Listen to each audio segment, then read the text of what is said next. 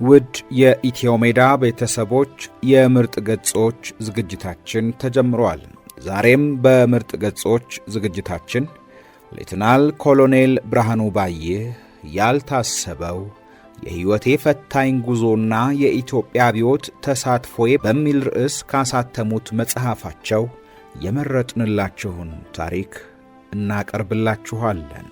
ውድ ቤተሰቦቻችን ቻናላችንን ሰብስክራይብ፣ ላይክ፣ ሼር እንድታደርጉ ሐሳብና አስተያየቶቻችሁንም እንድታጋሩን በአክብሮት እንጠይቃለን።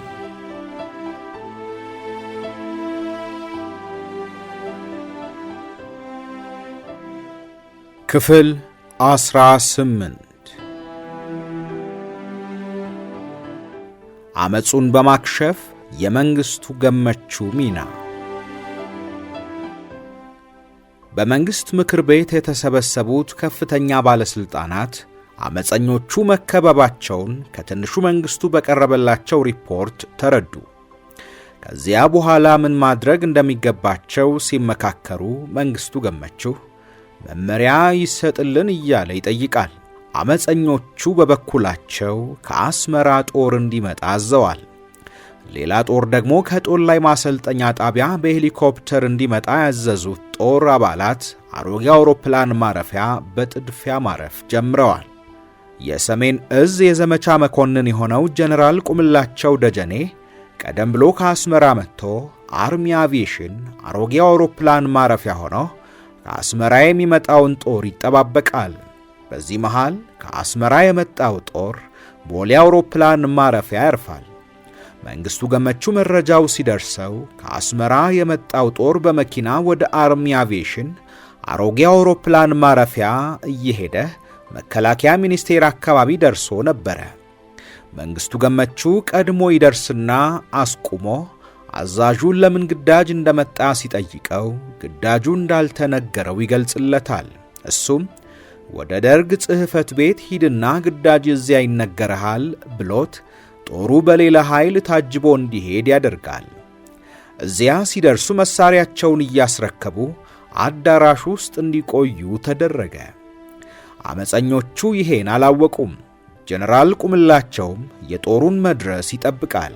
እነ ጀነራል መርዕድ ደግሞ ከጦላይ የደረሰው ኃይል በመከላከያ ሚኒስቴር ሕንፃ ዙሪያ የተደረገውን ከበባውን እንዲሰብር ያዙታል። ከጦላይ የመጣው ጦር ግን ምኑን ከምን አያይዞ ያጥቃ። በዚህ መሃል ባለስልጣኖቹ ደግሞ ደም ከሚፈስ ጉዳዩን በድርድር ለመጨረስ ይስማማሉ። የአየር ኃይል ተዋጊ ሄሊኮፕተሮች በመከላከያ ሚኒስቴር አካባቢ እየበረሩ ከባቢውን ኃይል ለማስፈራራት ይሞክራሉ። በዚህ ጊዜ ጓድ አዲስ ተድላና ጓድ ደበላ ዲንሳ አመፀኞቹን እንዲያነጋግሩ ተወስኖ ወደ መከላከያ ሚኒስቴር ሄዱ። በጥቂት ወታደሮች ታጅበው ወደ ፎቅ ወጡ። አመፀኞቹ ጀነራሎች መልእክት ሲላክባቸው ሁለቱ ወደ ስብሰባው ቦታ እንዲሄዱ ይጠይቃሉ። እነሱ ግን በዚህ ስላልተስማሙ ኮሪደር ላይ ሆነው በሩቁ ይተያያሉ። ጀነራል መርዕድ የምድር ጦር፣ የአየር ኃይል፣ የባህር ኃይል አዛዦችን ይዘው ነበር የመጡት። ጓድ አዲስ ተድላ ደም ከሚፋሰስ ጉዳዩን በሰላም መጨረስ እንደሚሻል ሲነግራቸው ጀነራል መርዕድ እኛ እናንተን አንፈልግም፣ ከእናንተ ጠብ የለንም፣ ከፕሬዝዳንቱ ነው። ፕሬዝዳንቱን ሰራዊቱም ሕዝቡም አይፈልገውም። ሰራዊቱ እንድናስወግደው ተጽዕኖ አድርጎብናል። ጉዳዩ በሰላም እንዲያልቅ እኛም እንፈልጋለን፣ ግን መጀመሪያ የከበበን ሰራዊት ይነሳለን አሉ። ሌሎቹም በጉዳዩ አምነውበት ቆርጠው የገቡበት መሆናቸውን ተናገሩ። ጀነራል አማሃ ደስታ የከበበው ጦር ካልተነሳ በአውሮፕላን እንዲደበደብ እንደሚያዝ ይዝታል። በዚህ ጊዜ ጓድ አዲስ ተድላ አብደሃል እንዴ? እዚህ ቦታ አውሮፕላን ቢደበድብ ሕዝብ ነው የሚጨርሰው። ምን ያክል ሰው እንደተሰበሰበ አይተሃል አለው። ይሄን ያለበት ምክንያት ብዙ ሕዝብ ግርግሩንና ሄሊኮፕተሮች ሲበሩ ሲያይ አካባቢውን አጥለቅልቆት ስለነበረ ነው። በዚህ ሁኔታ ስምምነት ላይ መድረስ ስላልተቻለ ጓድ አዲስ ጉዳዩን እኛ መወሰን ስለማንችል ከጓዶች ተነጋግረን ውሳኔውን እናሳውቃቸዋለን ብሏቸው ይለያያሉ። ከዚያም ባለስልጣኖቹ ተነጋግረው በተቻለ መጠን ጉዳዩ እስኪመሽ ድረስ ለማጓተት ይሞክራሉ። ምክንያቱም ከጨለመ አውሮፕላኖች አይበሩም፣ ቢበሩም ሕዝቡ ከተበታተነ በኋላ ስለሚሆን በሕዝብ ላይ እልቂት አይደርስም። ከባቢውን ጦርና ታንኮችንም አነጣጥረው ለመምታት ይቸገራሉ። ከቀረበልን ሪፖርት በተጨማሪ ከዚህ በላይ የሰፈረውን ታሪክ የነገረኝ ጄኔራል አዲስ ተድላ ነው። ከዚህ የሚከተለውን ደግሞ በተመሳሳይ ሁኔታ ጄኔራል ተስፋዬ ገብረ ኪዳን ነው የነገረኝ። ይሄ ሁሉ እየሆነ ጄኔራል ተስፋዬ ገብረ ኪዳን ከዘመቻ መምሪያ ወደ ተለያዩ እዞች እየደወለ የአዛዦችን አቋም ይጠይቃል። ጄኔራል ደምሴ ቡልቶ አንተን የምትመራው አላሉኝም እንዴ አለው። የምስራቅ እዝ አዛዥ ጄኔራል ጌታቸው ገዳሙ ደግሞ ትእዛዙ በአንድ በኩል ይሆንልኝ፣ የኤታ ማዦር ሹሙን ትእዛዝ ወይስ ያንተን ልቀበል? ተመካክራችሁ በአንድ መስመር ልታዘዝ ይለዋል። ይሄም አመጹን መደገፉን ያረጋግጥለታል። በመሆኑም የወታደራዊ ፖለቲካ ኃላፊውን በማነጋገር ካፈነገጠ እንዲያስመታው አዘዘ። የደቡብ እዝ አዛዥ የጄኔራል ዘውዴ ገብረየስ አቋምም የዚህ ተመሳሳይ ስለሆነ ለፖለቲካ ኃላፊው ተመሳሳይ ትእዛዝ አስተላለፈ። ወደ ሌሎች ክፍሎችም እንዲሁ እየደወለ መመሪያ ሰጠ። አመጹ ከተጀመረበት ጊዜ አንስቶ ከመከላከያ ሚኒስቴር ወታደሮችም ሆነው ሲቪል ሰራተኞች እንዲወጡ አልተፈቀደላቸውም ነበር። ከምሽቱ 4 ሰዓት ላይ መንግስቱ ገመቹ በህንጻው ውስጥ ያሉ ሲቪል ሰራተኞች በዋናው በር እንዲወጡ በድምጽ ማጉያ ሲያዝ እየተጋፉና እየተግተለተሉ ወጡ። በር ላይ ያስቆሟቸው ዘቦችና መኮንኖች መታወቂያቸውን እያዩና ማንነታቸውን እያረጋገጡ አሰናበቷቸው። ቀጥሎም በህንጻ ውስጥ የሚሰሩ መለዮ ለባሾች እንዲወጡ ትእዛዝ ተሰጥቶ እነሱም ወጡ። ወታደሮች፣ የበታች ሹሞችና እስከ ኮሎኔል ማዕረግ ያላቸው መኮንኖች በተመሳሳይ ሁኔታ የተፈተሹ እንዲወጡ ተደረገ።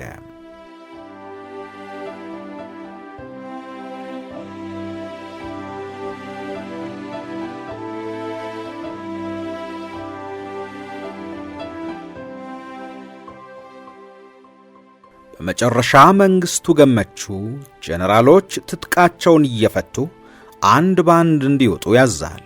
ጄኔራሎቹም እጃቸውን ራሳቸው ላይ ያደረጉ ወጥተው የተፈተሹ እጃቸውን ሰጡ። በዚህ ጊዜ ጄኔራል መርዕድና ጄኔራል አማሃ ደስታ ለጄኔራል ተስፋዬ ገብረ ኪዳን ስልክ እየደወሉ ጌታዬ፣ በግሌ ምንም የጎደለብኝ ነገር የለም፣ ለአገርና ለሕዝብ በማሰብ ነው እዚህ ውስጥ የገባሁት፣ ግን አልተሳካም፣ አንገናኝም፣ ደህናውን እያሉ እንደተሰናበቱት ጄኔራል ተስፋዬ ነግሮኛል።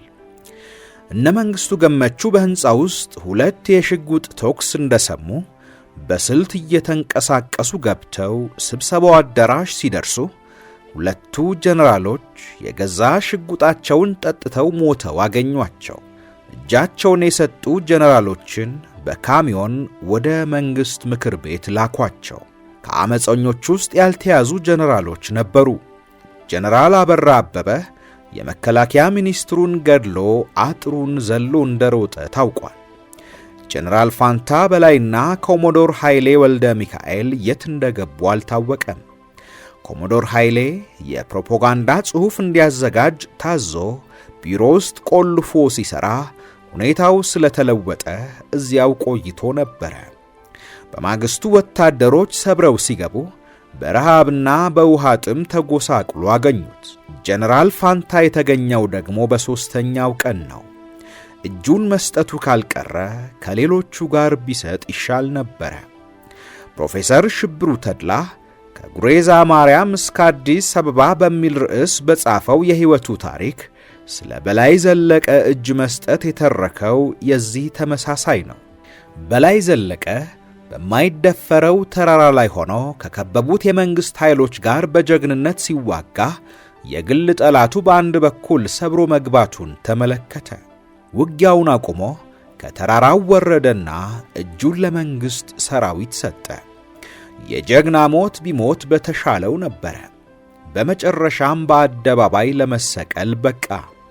ብዙ ወገኖቹና ተከታዮቹ ለእርሱ የነበራቸው አክብሮት ቀነሰ።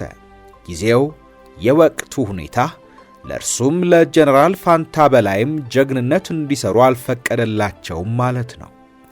ከበርሊን አዲስ አበባ በገባን ማግስት ጠዋት ለፖሊት ቢሮ ስብሰባ ሲሄድ መጀመሪያ ወደ መንግሥቱ ገመቹ ቢሮ ጎራ ብዬ ስለ ነበረ ሁኔታ ጠይቄው ነበረ። መጀመሪያ ስለ ጉዳዩ መረጃ እንደደረሰው የደህንነት ሚኒስትሩን እንደጠራውና ከዚያ በኋላ የሆነውን ሁሉ አጫወተኝ።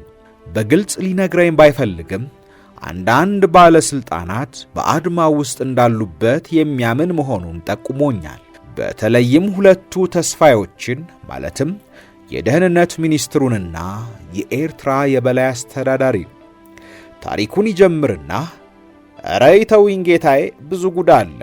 አሁን ሁሉም ሽር ጉድ ይላል እንጂ እርምጃው የተወሰደው በስንት ትግል ነው። የሚቃወሙ ነበሩ። አይተነው ጊዜ ወደሚያደላው ነው አንዳንዶቹ ጉዳይ ይላል። የሁለቱ ስም ሲነሳ እንዲሁም ይተውኝ ጌታዬ፣ ሰው ጤነኛ አይደለም። በጉዳዩ የነበሩበት አሉ። እኔ ምንም አልጠራጠርም፣ ብዙ ማረጋገጫ አግኝቻለሁ ይላል። ስለ ጀነራል ስዩም መኮንን ግን በግልጽ ነግሮኛል። ታዲያ ከሌሉበት የሬዲዮ መገናኛውን አንቴና ሁሉ ከዘመቻ መምሪያ ያስነቅለው ማንም ሳያውቅ በዚያን ዕለት ለምን ወደ መከላከያ ሚኒስቴር አዛወሩት አለኝ። የመፈንቅለ መንግስቱ ሙከራ አዲስ አበባ ከከሸፈ በኋላ በአስመራ ያሉት አድመኞች አመጻቸውን አላቆሙም። የሬዲዮ ጣቢያውን ይዘው ፕሮፓጋንዳ ይነዛሉ።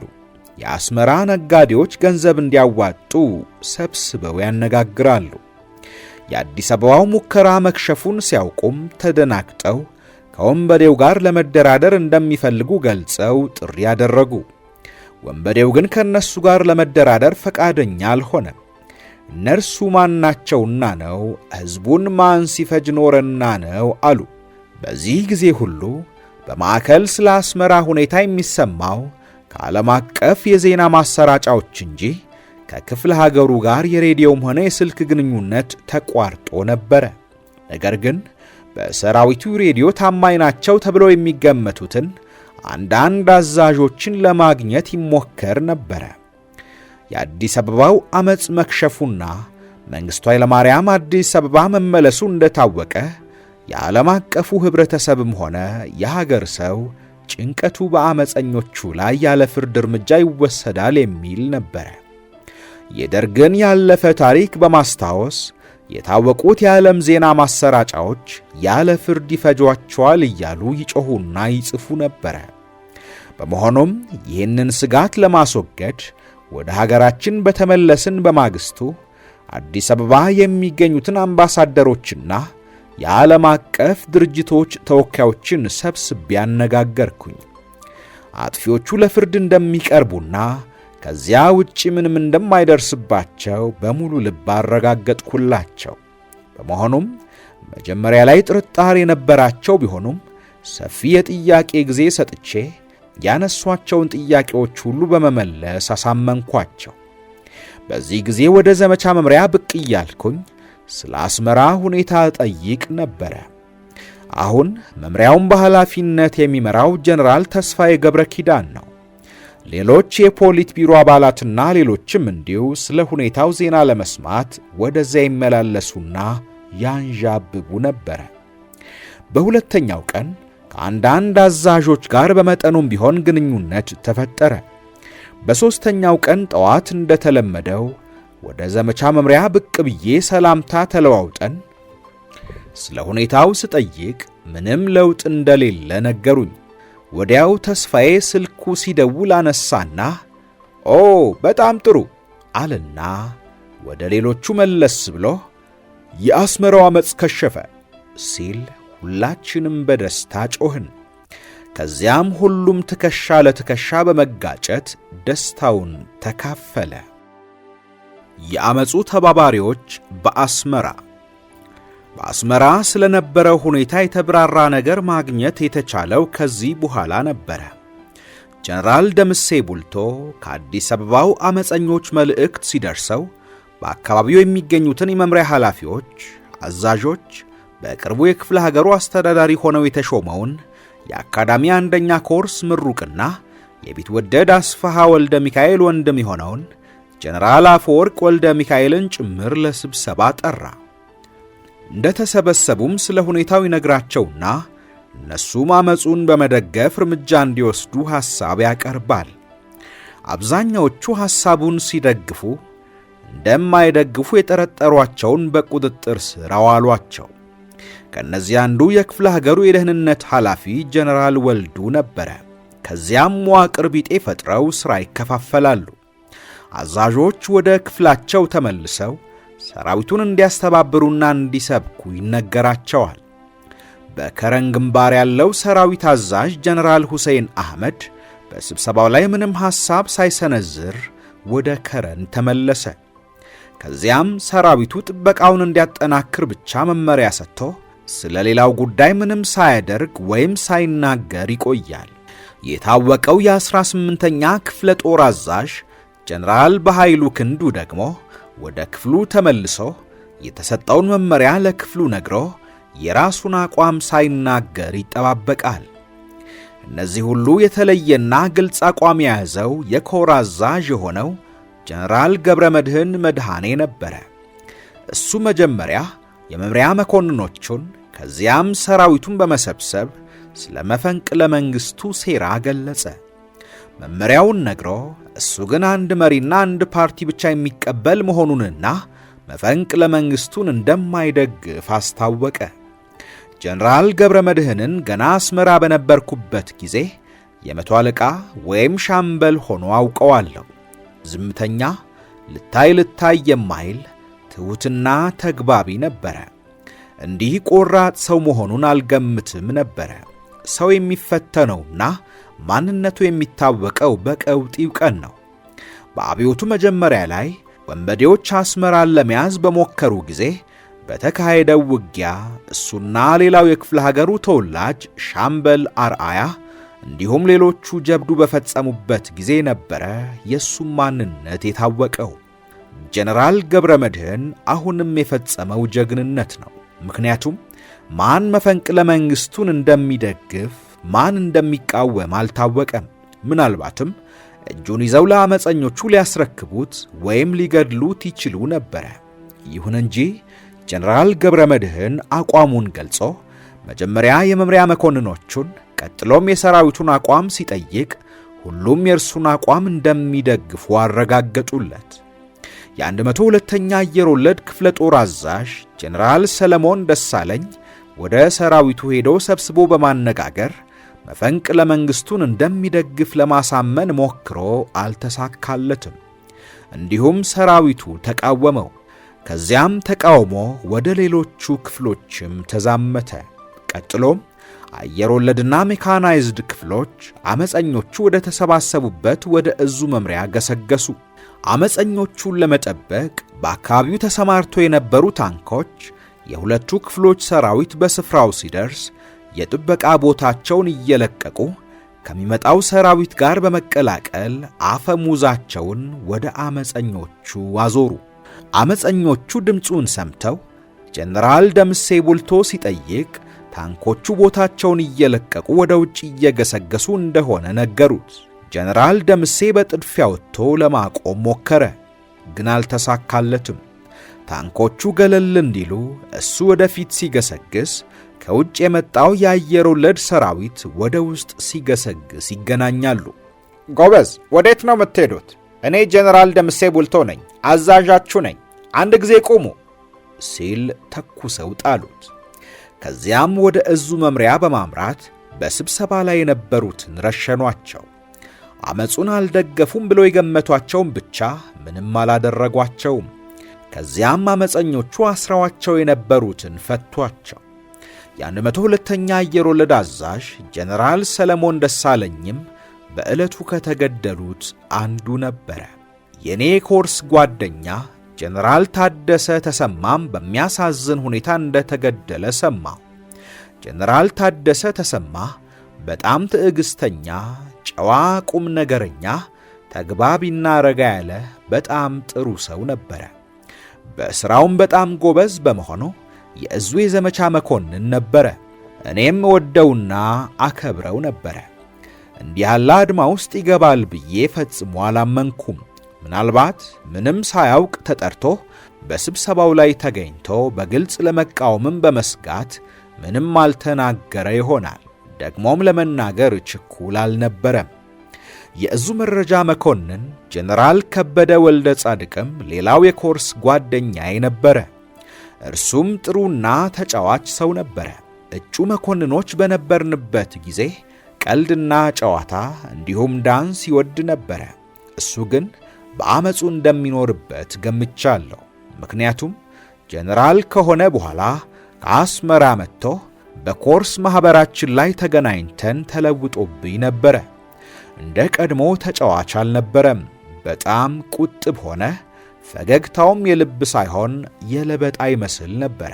በመሆኑም ልቡን እንደሸፈተ ጠርጥሬ ነበረ። ኮሎኔል በላይ ነጋ ከሚባለው ሌላው የኮርስ ጓደኛዬ ጋር በጣም እንቀራረብ ነበረ። ከአብዮቱ በኋላ ግን ብዙም አልተገናኘንም።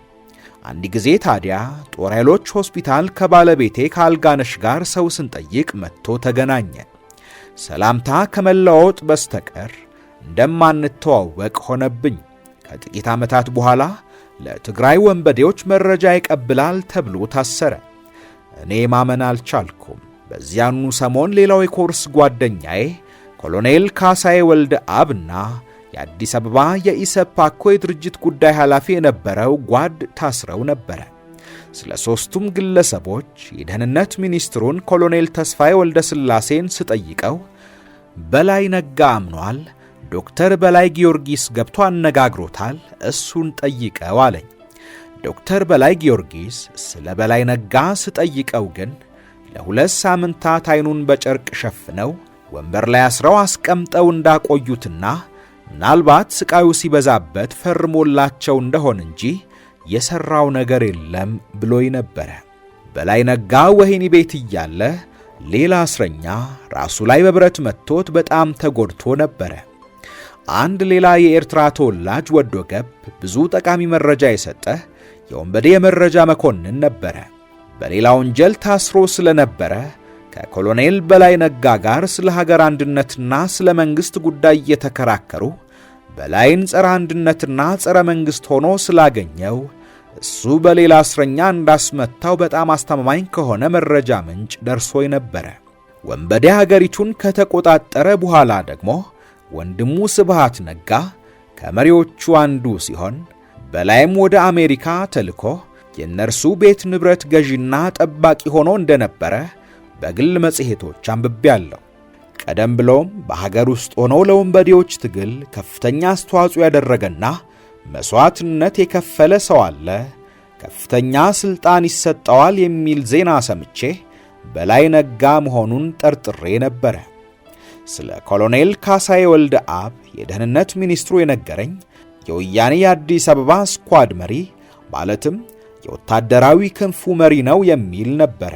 ይህን ግን ለማመን አስቸጋሪ ነበረ።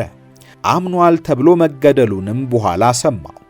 ከዚህ በኋላ የዚያው የትግራይ ተወላጅ ከሆኑና በአንድ ወቅት የክፍለ ሀገሩ አስተዳዳሪ ከነበሩት ከኮሎኔል ቃለ ክርስቶስ አባይ ጋር ተገናኝተን ስለዚህ ጉዳይ ስንጨዋወት አየለበትም፣ እሱ እንዲህ ያለ ነገር ውስጥ አይገባም፣ አብሮት ታስሮ የነበረ ሰው አውቃለሁ። የሆነው ምንድነው? አንዱን ሌላ ተጠርጣሪ እንዳይሞት እንዳይድን አድርገው ውስጥ እግሩ እየደማ እንዳልሆነ ሆነው ያሰቃዩትን እስረኛ እያሳዩ ካላመንህ እነሱ ትሆናለህ ሲሉ ያቀረቡለትን ፈረመላቸው ብለውኝ ነበረ። የአዲስ አበባ ኢሰፓኮ ኃላፊ ማመኑን ግን መንግስቱ ነግሮኛል። ሰው ሁሉ በየብሔረሰቡና በየጎሳው እየተደራጀ ስለሆነ እኛም ተበታትነን እንዳንቀር እንድንሰባሰብ እንጂ ከወያኔ ጋር ግንኙነት የለንም ብሏል ብለውኛል። ግን ለማንኛውም እሱን ሳነጋግረው ነው እውነቱን የማውቀው ብሎኝ ነበረ። ከዚያ በኋላ ሁለቱን ተጠርጣሪዎች ስለማነጋገሩ አላውቅም።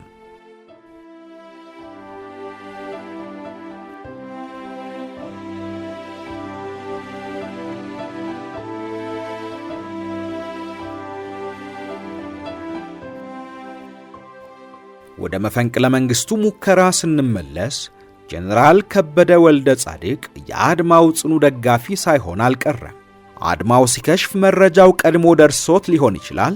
ጀነራል ከበደ ማሪ ከተባለው የእዙ የድርጅት መኮንን ጋር በጂፕ መኪና ወደ ከረን አመሩ። ከረንን አልፈው ወደ ሱዳን ለመዝለቅ አቅደው ይሆን ወይም ለወንበዴው እጃቸውን ለመስጠት አይታወቅም። ሐጋዝ ደርሰው እህል ውሃ ለመቅመስ ወደ አንድ ቤት ሲገቡ ወታደሮች ደርሰው እንደገደሏቸው መረጃ ደረሰ። በዚህ ሁኔታ የአስመራው አመጽም በቁጥጥር ስር ዋለ። እነ ጀነራል ሁሴን አህመድ፣ ጀነራል በኃይሉ ክንዱ፣ ጀነራል ገብረ መድህንም ተረፉ። ሌሎችም በየጦር ክፍሉ የነበሩ ጀነራሎችና ኮሎኔሎችም ተርፈዋል።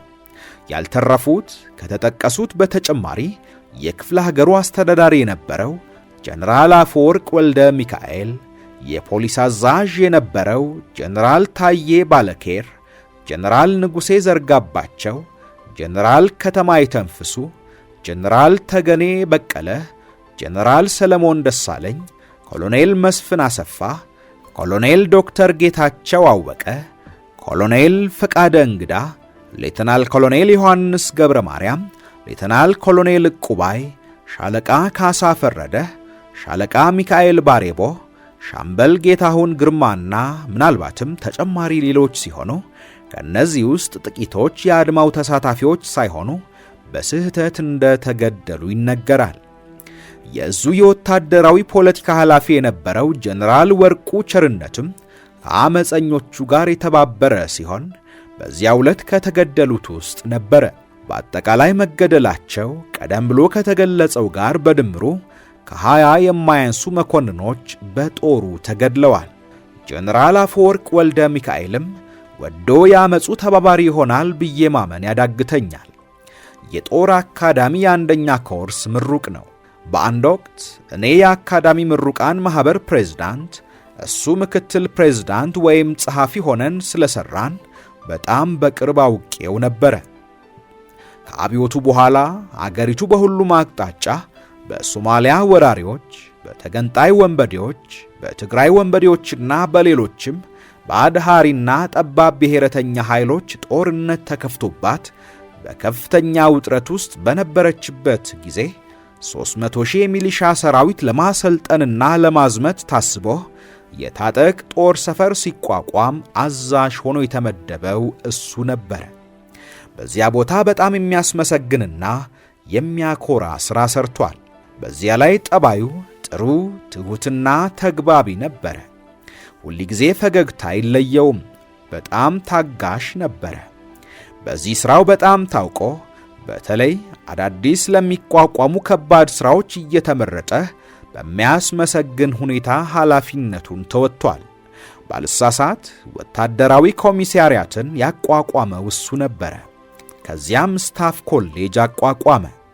ሕዝባዊ ዲሞክራሲያዊት ኢትዮጵያ ስትመሰረት ደግሞ ራስ ገዞችና አካባቢዎች በተወላጆቻቸው እንዲተዳደሩ ሲወሰን የኤርትራ ራስ ገዝ አስተዳዳሪ ሆነ። ጀነራል አፈወርቅ ለአብዮቱና ለአመራሩ በጣም ታማኝ ስለሆነ ይሄን በመሰለው ክህደት ውስጥ ይገባል ብዬ አላምንም። ብቻ ነጋዴውን ህብረተሰብ ሰብስቦ በማነጋገር የገንዘብ መዋጮ እንዲጠይቅ አድርገውት ስለነበረ ይመንበት አይመንበትም ተግባሩን ስላከናወነ ይሄን የተመለከቱ ወታደሮች ጽሕፈት ቤቱ ድረስ በመሄድ እንደገደሉት ታውቋል። በአዲስ አበባና በአስመራ የመፈንቅለ መንግስቱ ተሳታፊ ሆነው በሕይወት የተረፉት መኮንኖች አዲስ አበባ ተሰብስበው በታላቁ ቤተ መንግሥት ታሰሩ። መንግሥቱ ኃይለማርያም ከበርሊን እንደተመለሰ ሌሊቱን ይሁን በማግስቱ ጠዋት አዲስ አበባ ወደ ታሰሩበት ቦታ ሄዶ አነጋግሯቸዋል። ንግግራቸው እንደሚከተለው እንደነበረ መንግሥቱ ገመቹ አጫውቶኛል። ምን አደረኳቸው? እኔ ነኝ ለዚህ ማዕረግ ያበቃዋቸው። ጦሩማ ሊያያቸው አይፈልግም ነበር በማለት እየዘለፈ ሲጠይቃቸው የምድር ጦር አዛዥ የነበረው ጀነራል ኃይሉ ገብረ ሚካኤል እኔ ያመኘበት ነው የገባሁት አለው። የባህር ኃይል አዛዥ የነበረው እንደ ተሳሳተ ይናገራል። ጀነራል ተስፋዬ ትርፌ ደግሞ በብልጣብልጥነት ለመዳን ጓድ ፕሬዝዳንት፣ እነዚህ አዳሃሪዎች አሳሳቱን ይላል። ከአድመኞች ውስጥ ያልተያዙም ያልሞቱም ሁለት ከፍተኛ መኮንኖች ነበሩ፣ ጀነራል አበራ አበበና ጀነራል ቁምላቸው ደጀኔ። ጀነራል አበራ የመከላከያ ሚኒስትሩን ገድለው በአጥር ዘሎ ካመለጠ በኋላ አልተገኘም። ከሳምንታት በኋላ ግን አንድ ዘመዱ ቤት ተደብቆ ኖሮ ጥቆማ ደርሶ ሊይዙት ከሄዱ ፖሊሶች ጋር ተታኩሶ ሞተ። ጀነራል ቁምላቸው ከጥቂት ጊዜ በኋላ አሜሪካ መግባቱ ታወቀ። የአሜሪካ ኤምባሲ ደብቆ አቆይቶት ደብቆ እንዳወጣው ተጠርጥሯል። የሚገርም አጋጣሚም ደርሶ ነበረ። ቁምላቸው ዋሽንግተን ኤምባሲ የደህንነት ሰራተኛ የሆነውን ሰው በመንገድ ላይ አግኝቶት ሰላምታ ከተለዋወጡ በኋላ ማንነቱንና መቼ እንደመጣ አገሩን ስለማያውቀው ድንግርግር እንዳለው ወዘተ ያጫውተዋል። የደህንነት ሰራተኛውም ምንም ሳያደርግ አሰናብቶት ለአለቃው ይሄንኑ ይናገራል። በመፈንቅለ መንግስቱ ሙከራ ምክንያት በአገሪቱ ላይ በተለይም በሰራዊት ውስጥ የደረሰው ጉዳትና ቀውስ በጣም ከፍተኛ ነበር። በጣም ጎበዝና አዋቂ አዛዦችና መምሪያ መኮንኖችን ሰራዊቱም አገሪቱም አጥተዋል። በመሆኑም እነሱን መተካት ቀላል አልነበረም። አንድ ቀን ከመንግስቱ ጋር ስለ ሥራው ጉዳይ ተነጋግረን ልወጣ ስል ስለዚህ ጉዳይ አንስቶልኝ ስለነበረ ከተሰነባበትን በኋላ አንተም ይሄን የሲቪል ልብስ አውልቀህ ዩኒፎርም መልበስ ይኖርብህ ይሆናል አለኝ። እኔም ምን ጊዜም ዝግጁ ነኝ ብዬው ተለያየን። ይሁን እንጂ ከጥቂት ጊዜ በኋላ ጓድ አዲስ ተድላ በሌተናል ጀነራል ማዕረግ የጦር ኃይሎች ኤታማዦር ሹም፣ ጓድ ብርሃኑ ጀንበሬ ሜጀር ጀነራል ሆኖ የምስራቅ እዝ አዛዥ፣ ጓዱ ብሸት ደሴ ሜጀር ጀነራል ተብሎ የሰሜን እዝ አዛዥ ሆነው ተሾሙ። እንዲሁም ጓድ የኋላሸት ግርማ ሪር አድሚራል ተብሎ የባህር ኃይል አዛዥ፣ ሜጀር ጀነራል አለማየሁ አጎናፍር የአየር ኃይል አዛዥ፣ ሜጀር ጀነራል እምቢበል አየለ የምድር ጦር አዛዥ ሆነው ተሾሙ። በዚህ ሁኔታ ሌሎችንም መኮንኖች በማዕረግ በማሳደግ የጎደለውን ለማሟላት ተሞከረ። ጀነራል ተስፋዬ ገብረ ኪዳንን ወደ መከላከያ ሚኒስትርነቱ ይመልሰዋል ብዬ አስቤ ነበረ። አልመለሰውም። ምናልባት በመፈንቅለ መንግስቱ ሴራ እንደነበረበት ስለተጠረጠረ ይሆናል። ይሁን እንጂ እሱን የአመፀኞቹን ፍርድ ለማየት የተቋቋመው ጠቅላይ ጦር ፍርድ ቤት ፕሬዝዳንት አደረገው። ምናልባት አብሮ በማደም የሚጠረጥራቸውን ሌሎቹን እንዲዳኝ ማድረጉ እርስ በርስ ሊያቆላልፋቸውና ምናልባት በመሃሉ እውነቱ እንዲወጣ ለማድረግ አስቦ ሳይሆን አይቀርም።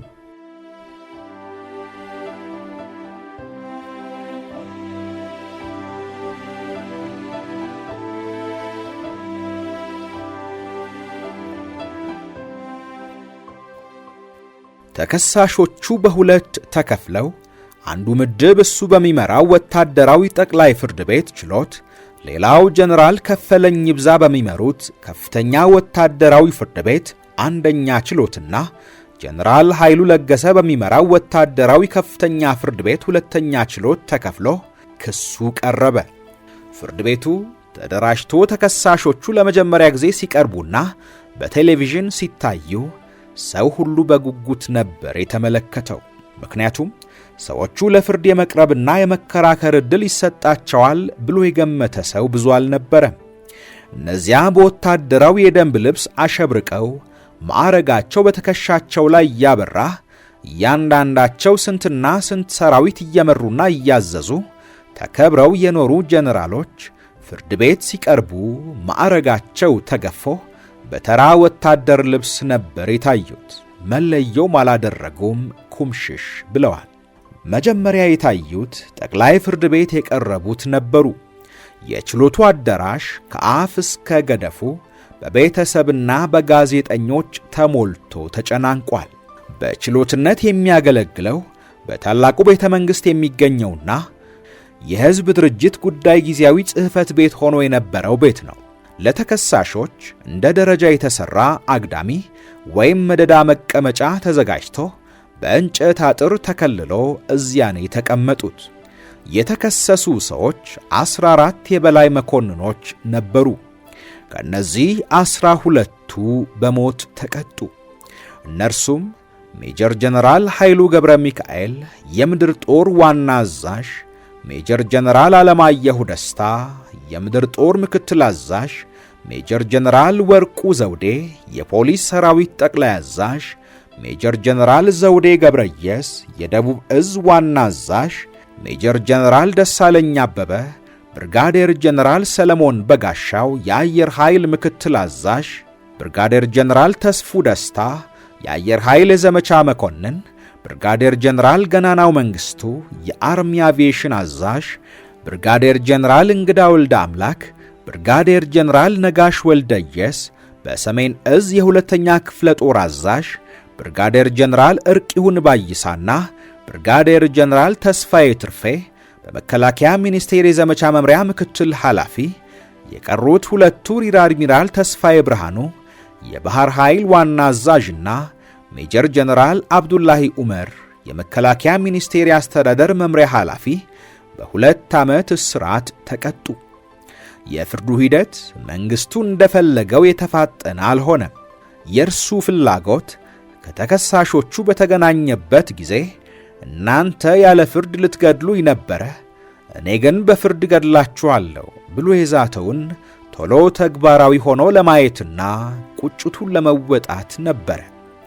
ግን ዳኞቹ ስርዓቱን መከተል ስላለባቸው የፍርዱ ሂደት ለወራት አዘገመ። ጀነራል ተስፋዬ ገብረ ኪዳን ከብዙ ዓመታት በኋላ እንደነገረኝ ሕግ አዋቂ በሆኑ ዳኞች አማካኝነት ስለ መሠረታዊ የሕግ ጽንሰ ሐሳብ ገለጻና ማብራሪያ ተሰጥቷቸዋል። በመሆኑም በሕጉ መሠረት ለመሥራት ተስማምተው ነበረ። የመንግስቱ ፍላጎት ግን ስለ ሕግና ስነ ሥርዓት ሳይጨነቁ ውሳኔ እንዲሰጡ ነበረ። ግን አልሆነም። እሱም በየጊዜው ያማርርና ተስፋዬን ይነቅፍ ነበረ። በመሃሉም የተስፋዬ ባለቤት ታማ በሀገር ውስጥም በውጭ ሀገርም ታክማ ለመዳም ባለመቻሏ አረፈችና ተስፋዬ ሐዘን ላይ ተቀመጠ። በአፄ ኃይለ ሥላሴ ጊዜ የተደነገገው የ3 ቀን የሐዘን ጊዜ አልተሻረም። ንጉሠ ነገሥቱ ይሄን የደነገጉት ልጃቸው ልዕልት ፀሐይ በሞተች ጊዜ እንደሆነ ሰምቻለሁ። በመጀመሪያ ላይ ደንቡን በሥራ ላይ ያዋሉትም ራሳቸው ናቸው፣ ከ3 ቀን ሐዘን በኋላ ሥራ በመጀመር። ይሄ በጣም የሚያስመሰግን ቢሆንም የሚሠራው ለመንግሥት ሠራተኞች ብቻ በመሆኑ የመንግሥት ሠራተኛ ያልሆነ ሁሉ እስከ 12 ቀን አንዳንዱም እስከ 40 ቀን ሐዘን ይቀመጣል። ተስፋዬ ሐዘኑን በ3 ቀን አልወሰነውም ነበረ። በ4ኛው ቀን ወደ ሥራው አልገባም። እንዲያውም በሳምንቱም የገባ አይመስለኝም። ለማንኛውም ይሄን ተመልክቶ የተናደደው መንግስቱ ሲሻኝ ጭስ ወጋኝ እንዲሉ ቀድሞውንም በሥራው ያልረካ ስለነበረ ይሄንን ምክንያት ሲያገኝ ጀነራል አስራት ብሩን የጠቅላይ ጦር ፍርድ ቤቱ ፕሬዝዳንት አድርጎ ሾመውና ችሎቱ ሥራውን ቀጠለ። ጥቂት ጊዜም አለፈ። መፈንቅለ መንግስቱ ከተሞከረና ከከሸፈ ዓመት ሊሞላው ነው። እንዲያውም 1 ዓመት ሞልቶ ጥቂት ቀናት አለፉ። ባለቤቴ ወይዘሮ አልጋነሽና እኔ ከተጋባን ሚያዝያ 25 1982 ዓመተ ምህረት 20 ዓመት ሞላን። የጋብቻ በዓላችንን ማክበር እንደሚያስፈልግ ብናውቅም በአገሪቱ ያለው ሁኔታ ደስ የማያሰኝ ነው። ጦርነቱ እየተስፋፋ መጥቶ ብዙ ውድቀት ደርሶ ወንበዴ ትግራይን በሙሉ የተቆጣጠረበት ጊዜ ነው። ጉዳዩን አንስተን ተወያይተንበት ግንቦት 13 ቀን ደግሞ መስከረምና እኔ ቤት ውስጥ መትረየስ ባርቆ ከከፍተኛ አደጋ የተረፍንበት ቀን በመሆኑ አልጋነሽ በዓመቱ ስለምትዘክረው ሁለቱን አብረን ለማክበር ተስማማን።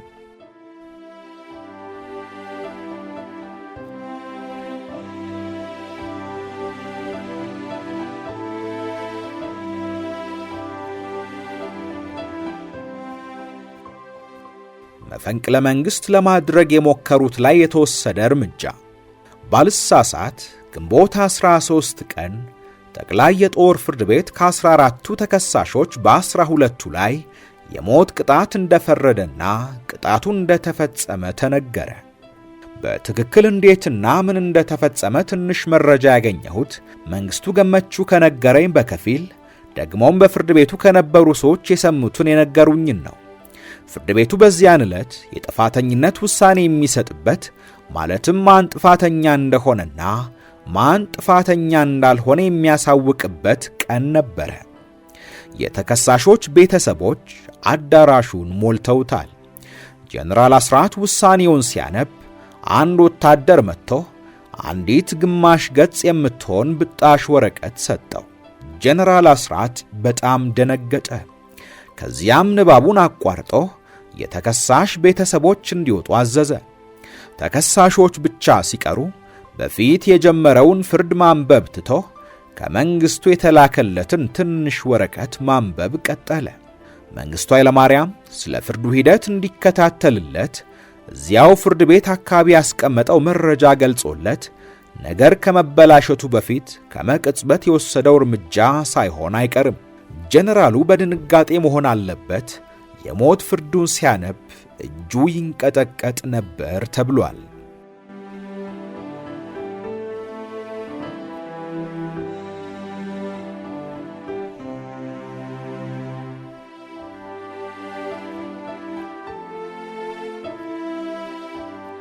ውድ የኢትዮ ሜዳ ቤተሰቦች በምርጥ ገጾች ዝግጅት የጀመርንላችሁ ታሪክ አላበቃም።